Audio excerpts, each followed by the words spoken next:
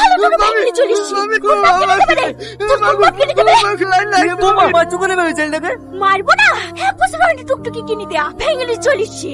এমন করে ছেলে যেখানে পাঠানো সেখানে লোকসান করে চলে আসলো। এই তোর মরা মা এসে টুকটুকি ছেড়ে দেবে জানোয়ার কোথাকার। বৌমা কেন এভাবে বকছো ছেলেটাকে? ও তো সারাদিন কম কাটে না, সারাদিন টোটো চালানো, এতগুলো চালানো, ঘাস কাটা, ওই তো করে সব কাজ। তুই এমনি এমনি করে নাকি গেল না?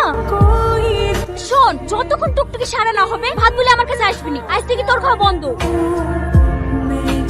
লেলে হাতটা দিলে তোর মামি ভাত পাঠিয়ে দিল।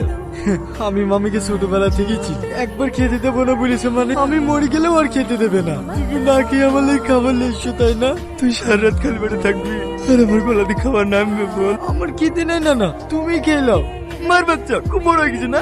লেহা কর, আমি আজ আছি কাল নাই, আমি মরার আগে তুই সংসারটা গুছিয়ে তুই বি করে ফেল। না না, একা কষ্ট পাচ্ছি একাই পাই, ফালতু আরেকটা মেয়ে গেলে এসে কষ্ট দিয়া